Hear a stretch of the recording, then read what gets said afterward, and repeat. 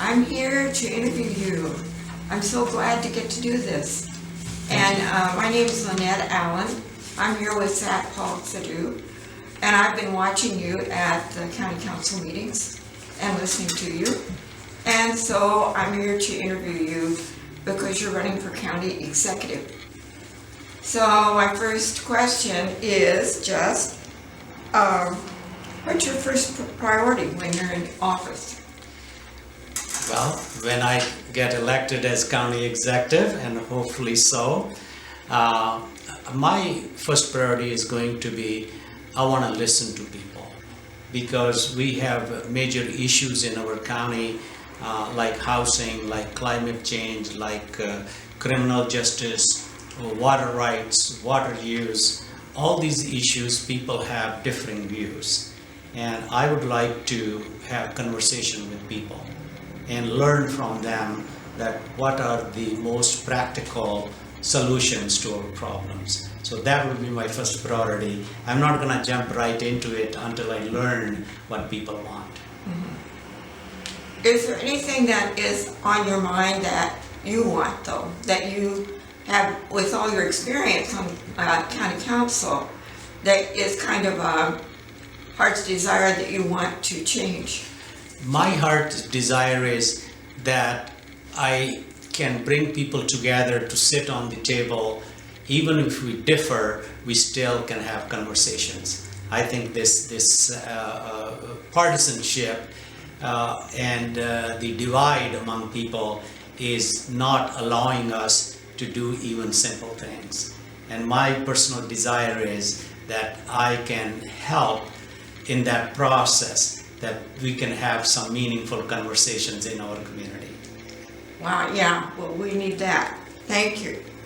So, what's your biggest achievement as council member that you remember? Yeah, I had many, but one really stands out is the formation of the Business and Commerce Advisory Committee. I started more than 2 years ago, convinced the rest of the council that we do not have a voice of business, which is our tax base and for our economy, and they must have a voice to the council. And after 2 years, we agreed, and a new Business and Commerce Committee has been formed, and we have hired a new executive director and a professional staff of 3 or 4 people. And they are actually fully functioning since start of this year. And have they achieved anything yet, or have they had time? Yes, they had time. They started working on, I think they saw the biggest issue was worker housing. The people with jobs and fairly good jobs are also priced out of the housing market. And they see that as a big impediment to growth of the local businesses, because the people they want to hire, they can't find housing.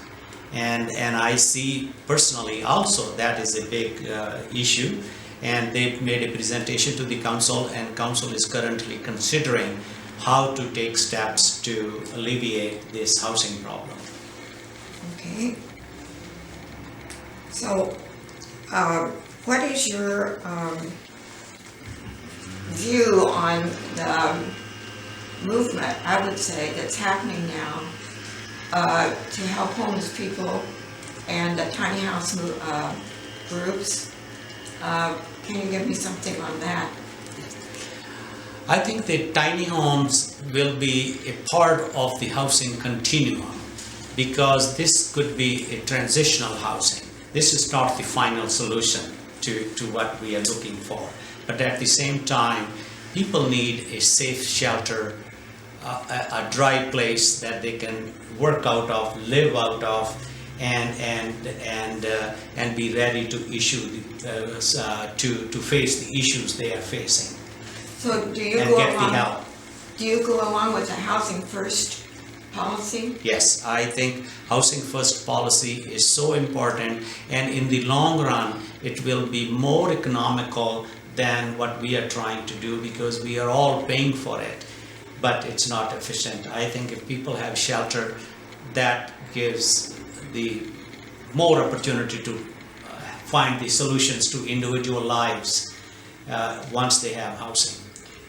Yes, well, what I've noticed being a volunteer with Homes Now, Not Later, at Unity Village, which is the third iteration of tent encampments, and now this one has 22 tiny homes, that there is the residents there are in charge of it and responsible for it and are building community. Yes. And some of them come back.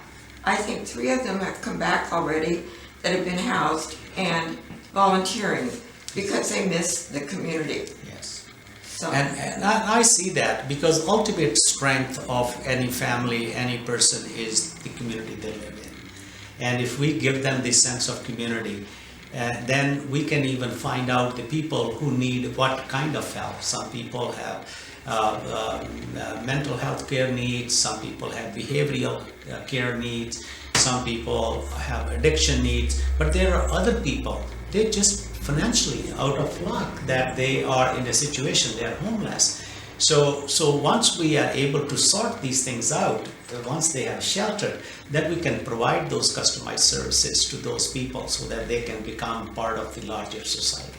Wow, I'm so glad to hear that you understand that, because what we've noticed is that there's a stability that's building, and we're getting a group of people that now identify each other as members of the community that can count on each other. Yes. And that can continue. Yes, I So agree. I want to also ask you about this recent riff about your views on oil prices, and put that into context. Yes, the context is that I did not mean to suggest that I want to raise oil prices. What I was trying to make a point that crude oil or petroleum is a very valuable resource. The most low-end use is to put it take it out of the ground, clean it, and then burn it. That is the lowest end use of this valuable product. And there is a finite amount of oil on the globe. And it is a valuable product. If we use it only for high value products, then it could stand even a price of $500 a barrel, because the products which are made from it will be much, much more valuable than just burning a fuel, because we can find other alternates to fuel. Like we used to burn wood for all the household fuels and in boilers and in factories, but then we found a better way. And I think that's what I was trying to suggest, that petroleum is a valuable resource. Let's not just burn it out and save it for future generations. But you weren't inferring that we should stop, that we should raise oil prices. No, not at all, not at all. But the real worth of this product is much higher than what we are using it now. I see. That was the point. Well, thank you for clearing that up and putting it in context. So now, lastly, I just want to thank you for all of this. Is there anything else that you'd like to say? Yeah, I would like to say that on the housing issue, we have to approach it from several different ways. One is we have to increase the housing supply, and those things can be done by readjusting our land use policies, maybe infill incentives, maybe how we should work with addressing this issue in the existing areas, that we can have more housing, more density of the housing. Now, all these things may not work at every situation in every place or every city, and we have to have a overall approach, whatever works better.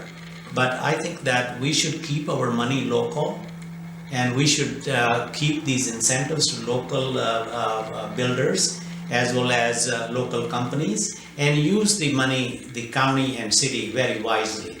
And so that's most efficient way to do that. I think this is a big issue for our residents, and it will be there for a few more years to come. And we should handle it because there are going to be another 30,000+ people moving. That's like adding 2 or 3 new Ferndales into our county. And we must plan for that. We can't let it happen by itself. So we should have a vision, and I do have a vision for that, and I will unfold and discuss this with the public and see what is the best way forward.